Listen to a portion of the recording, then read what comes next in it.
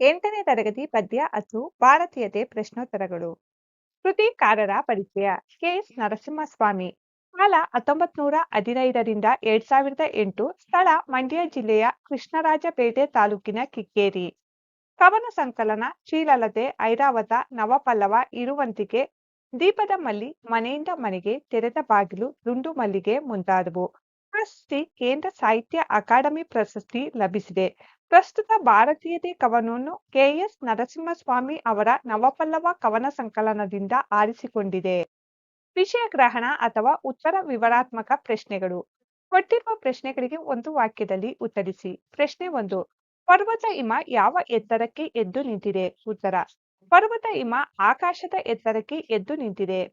ಪ್ರಶ್ನೆ 2. ಪೆರ್ದೆರೆಗಳು ಯಾವುದಕ್ಕೆ ಮುತ್ತ ನೀಡುತ್ತಿವೆ? ಉತ್ತರ. ಪೆರ್ದೆರೆಗಳು ಕರಾವಳಿಗೆ ಮುತ್ತ ನೀಡುತ್ತಿವೆ.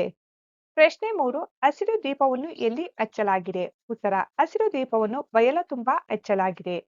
ಪ್ರಶ್ನೆ 4. ಯಂತ್ರಘೋಷ ಏಳುತ್ತಿರುವ ಬಗೆ ಹೇಗೆ? ಉತ್ತರ.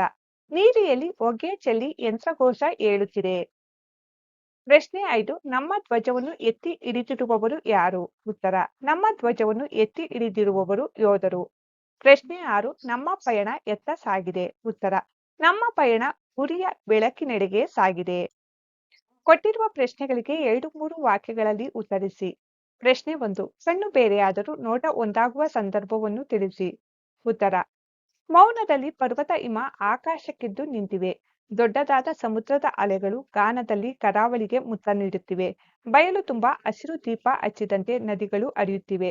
ಆಕಾಶದ ನೀಲಿಯಲ್ಲಿ ಹೊಗೆಯು ತುಂಬಿ ಯಂತ್ರಗಳು ಕೈಗಾರಿಕೆಗಳು ಹೆಚ್ಚುತ್ತಿವೆ. ಈ ಎಲ್ಲಾ ಸಂದರ್ಭದಲ್ಲಿ ಕಣ್ಣು ಬೇರೆಯಾದರೂ ನೋಟ ಒಂದೇ ಆಗಿದೆ.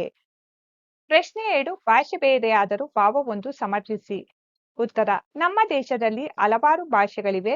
ಹಲವಾರು ಭಾಷೆಗಳನ್ನಾಡುವ ಯೋಧರು ನಮ್ಮ ನಾಡಿನ ಧ್ವಜವನ್ನು ಒಗ್ಗಟ್ಟಿನಿಂದ ಎತ್ತಿ ಹಿಡಿದಿದ್ದಾರೆ. ಒಂದೇ ನೆಲದಲ್ಲಿ ಅಂದರೆ ದೇಶದಲ್ಲಿ ಬೆಳೆದ ನಮ್ಮ ಕೊರಳಿನಲ್ಲಿ ಭಾಷೆ ಬೇರೆಯಾದರೂ ಭಾವ ಒಂದೇ ಆಗಿದೆ. ಅದು ದೇಶ ಪ್ರೇಮದ, ದೇಶಾಭಿಮಾನದ ಒಂದೇ ಭಾವವಾಗಿದೆ. ಕೊಟ್ಟಿರುವ ಪ್ರಶ್ನೆಗಳಿಗೆ 8-10 ವಾಕ್ಯಗಳಲ್ಲಿ ಉತ್ತರಿಸಿ. ಪ್ರಶ್ನೆ 1. ನಾವು ಭಾರತೀಯರು ಎಂಬ ಅಭಿಮಾನ ಮಿಡಿಯುವ ಸನ್ನಿವೇಶಗಳನ್ನು ವಿವರಿಸಿ. ಉತ್ತರ. ನಮ್ಮ ದೇಶದ ಉದ್ದಗಲಕ್ಕೂ ಅನೇಕ ರೀತಿಯ ಪ್ರಾಕೃತಿಕ ಸೌಂದರ್ಯವಿದೆ. ಒಂದು ಕಡೆ ಆಕಾಶಕ್ಕೆ ಎದ್ದು ನಿಂತ ಹಿಮಾಲಯ ಪರ್ವತವಿದ್ದರೆ ಇನ್ನೊಂದು ಕಡೆ ನದಿಗಳು ಹರಿಯುತ್ತಿವೆ. ಕರಾವಳಿಯಲ್ಲಿ ಅಲೆಗಳು ಕರಾವಳಿ ತೀರಕ್ಕೆ ಮುತ್ತ ನೀಡುತ್ತಿವೆ. ಯಂತ್ರಗಳು ನೀಲಿ ಆಕಾಶಕ್ಕೆ ಹೊಗೆಯನ್ನು ಚೆಲ್ಲುತ್ತಿವೆ. ಇದನ್ನೆಲ್ಲ ನೋಡುವ ಕಣ್ಣುಗಳು ಬೇರೆ ಬೇರೆ ಆದರೂ ನಮ್ಮ ನೋಟ ಒಂದೇ ಆಗಿದೆ. ಅದು ಭಾರತೀಯರ ನೋಟವಾಗಿದೆ. ನಮ್ಮ ನಾಡಿನ ವಿವಿಧ ಗಡಿಗಳನ್ನು ವಿವಿಧ ಪ್ರದೇಶದಿಂದ ಬಂದಂತಹ ಯೋಧರು ಕಾಯುತ್ತಿದ್ದಾರೆ. ಅವರು ನಮ್ಮ ಭಾರತ ಮಾತೆಯ ಧ್ವಜವನ್ನು ಎತ್ತಿ ಹಿಡಿದಿದ್ದಾರೆ.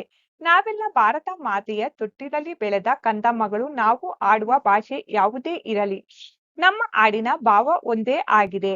ಇವು ನಾವು ಭಾರತೀಯರು ಎಂಬ ಅಭಿಮಾನ ಮಿಡಿಯುವ ಸನ್ನಿವೇಶಗಳಾಗಿವೆ. ಸಂದರ್ಭಾನುಸಾರ ವಿವರಿಸಿ. 1. ಕಣ್ಣು ಬೇರೆ ನೋಟ ಒಂದೇ. ಆಯ್ಕೆ. ಈ ಮಾತನ್ನು ಕೆ.ಎಸ್. ನರಸಿಂಹಸ್ವಾಮಿ ಅವರ ನವಪಲ್ಲವ ಕವನ ಸಂಕಲನದಿಂದ ಆಯ್ದ ಭಾರತೀಯತೆ ಎಂಬ ಪದ್ಯದಿಂದ ಆಯ್ದುಕೊಳ್ಳಲಾಗಿದೆ. ಸಂದರ್ಭ. ನಮ್ಮ ದೇಶದಲ್ಲಿ ವಿವಿಧ ರೀತಿಯ ಭೂ ಪ್ರದೇಶಗಳಿದ್ದು ಪರ್ವತ ಹಿಮ ಆಕಾಶಕ್ಕೆದ್ದು ನಿಂತಿವೆ. ದೊಡ್ಡದಾದ ಸಮುದ್ರದ ಅಲೆಗಳು ಗಾನದಲ್ಲಿ ಕರಾವಳಿಗೆ ಮುತ್ತ ನೀಡುತ್ತಿವೆ.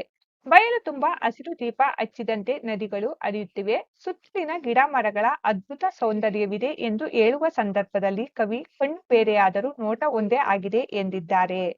ಸ್ವಾರಸ್ಯ. ನೋಡುವ ಕಣ್ಣುಗಳು ಆಯಾ ಪ್ರದೇಶದ ಬೇರೆ ಬೇರೆ ಜನರದ್ದಾದರೂ ನೋಡುವ ನೋಟ ಒಂದೇ. ಅದು ಭಾರತೀಯರದ್ದು ಎಂದು ಕವಿ ಸ್ವಾರಸ್ಯವಾಗಿ ವರ್ಣಿಸಿದ್ದಾರೆ. 2. ಭಾಷೆ ಬೇರೆ ಭಾವ ಒಂದೇ. ಆಯ್ಕೆ. ಈ ಮಾತನ್ನು ಕೆ.ಎಸ್. ನರಸಿಂಹಸ್ವಾಮಿ ಅವರು ಬರೆದಿರುವ ನವಪಲ್ಲವ ಕವನ ಸಂಕಲನದಿಂದ ಆಯ್ದ ಭಾರತೀಯತೆ ಎಂಬ ಪದ್ಯದಿಂದ ಆರಿಸಿಕೊಳ್ಳಲಾಗಿದೆ. ಸಂದರ್ಭ. ನಮ್ಮ ದೇಶದಲ್ಲಿ ಜನರು ಹಲವಾರು ಭಾಷೆಗಳನ್ನು ಮಾತನಾಡುತ್ತಾರೆ. ಬೇರೆ ಬೇರೆ ರೀತಿಯ ಜೀವನ ಶೈಲಿ, ಸಂಸ್ಕೃತಿ, ಪರಂಪರೆ ಇದ್ದರೂ ನಾವೆಲ್ಲ ಭಾರತ ಮಾತೆಯ ತೊಟ್ಟಿಲಲ್ಲಿ ಬೆಳೆದ ಕಂದಮ್ಮಗಳು. ನಾವು ಆಡುವ ಭಾಷೆ ಯಾವುದೇ ಇರಲಿ, ನಮ್ಮ ಹಾಡಿನ ಭಾವನೆ ಒಂದೇ ಆಗಿದೆ ಎಂದು ಹೇಳುವ ಸಂದರ್ಭದಲ್ಲಿ ಕವಿ ಈ ಮೇಲಿನ ಮಾತನ್ನು ಹೇಳಿದ್ದಾರೆ. ಸ್ವಾರಸ್ಯ. ಭಾಷೆಯಲ್ಲಿ ಭಿನ್ನತೆ ಇದ್ದರೂ ಏಕತಾ ಭಾವದಿಂದ ಇರುವುದನ್ನು ಕವಿ ಸ್ವಾರಸ್ಯಪೂರ್ಣವಾಗಿ ವರ್ಣಿಸಿದ್ದಾರೆ. 3. ಎಲ್ಲೇ ಇರಲಿ ನಾವು ಒಂದು. ಆಯ್ಕೆ ಈ ವಾಕ್ಯವನ್ನು ಕೆ.ಎಸ್. ನರಸಿಂಹಸ್ವಾಮಿ ಅವರು ಬರೆದಿರುವ ನವಪಲ್ಲವ ಕವನ ಸಂಕಲನದಿಂದ ಆಯ್ದ ಭಾರತೀಯತೆ ಎಂಬ ಪದ್ಯದಿಂದ ಆರಿಸಿಕೊಳ್ಳಲಾಗಿದೆ. ಸಂದರ್ಭ ನಮ್ಮ ನಾಡಿಗಾಗಿ ದೇಶದ ಉದ್ದಗಲಕ್ಕೂ ಅನೇಕರು ಹೋರಾಡಿ ಹುತಾತ್ಮರಾಗಿದ್ದಾರೆ. ಒಂದು ಪ್ರದೇಶದವರು ಇನ್ನೊಂದು ಪ್ರದೇಶದವರಿಗೆ ಸಹಾಯ ಮಾಡಿದ್ದಾರೆ. ಅದನ್ನು ನೆನೆದು ಕವಿ ಈ ಮಾತನ್ನು ಹೇಳುತ್ತಾರೆ. ಸ್ವಾರಸ್ಯ ನಮ್ಮ ದೇಶದ ವಿವಿಧ ರಾಜ್ಯಗಳಲ್ಲಿ ವಿವಿಧ ಭಾಷೆ, ವಿಭಿನ್ನವಾದ ಸಂಸ್ಕೃತಿಗಳ ಜನರಿದ್ದಾರೆ. ಆದರೆ ಅದು ಯಾವುದು ನಮ್ಮ ದೇಶಭಕ್ತಿಗೆ ಅಡ್ಡಿಯಾಗಿಲ್ಲ. ನಮ್ಮ ದೇಶದ ಅಖಂಡತೆಗೆ ಅಡ್ಡಿಯಾಗಿಲ್ಲ. ಆದ್ದರಿಂದ ಕವಿ ಎಲ್ಲೇ ಇರಲಿ ನಾವು ಒಂದು, ನಾವು ಭಾರತೀಯರು ಎಂದು ಸ್ವಾರಸ್ಯಕರವಾಗಿ ಹೇಳಿದ್ದಾರೆ. ವಸ್ತುನಿಷ್ಠ ಅಥವಾ ನಿಖರ ನಿರ್ಣಯ ಪ್ರಶ್ನೆಗಳು. ಬಿಟ್ಟ ಸ್ಥಳ ತುಂಬಿರಿ. 1. ಯಂತ್ರ ಡ್ಯಾಶ್ ಬೇಳುವಲ್ಲಿ. ಉತ್ತರ ಘೋಷ. 2. ಒಂದೇ ನೆಲದ ಡ್ಯಾಶ್. ಉತ್ತರ ತೊಟ್ಟಿಲಲ್ಲಿ.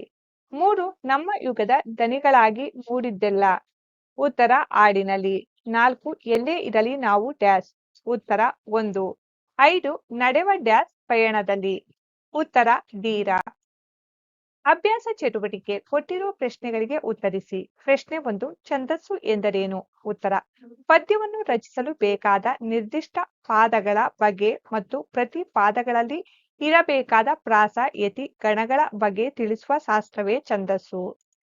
ಪ್ರಶ್ನೆ 2. ಪ್ರಾಸ ಎಂದರೇನು? ಅದರ ವಿಧಗಳು ಯಾವುವು? ಉತ್ತರ ಪದ್ಯದ ಪ್ರತಿಯೊಂದು ಪಾದದ 2ನೇ ಅಕ್ಷರದಲ್ಲಿ ಅಥವಾ ಪ್ರತಿ ಸಾಲಿನ ಕೊನೆಯ ಅಕ್ಷರದಲ್ಲಿ ಒಂದೇ ಜಾತಿಯ ವ್ಯಂಜನವಿದ್ದರೆ ಅದನ್ನು ಪ್ರಾಸ ಎನ್ನುವರು.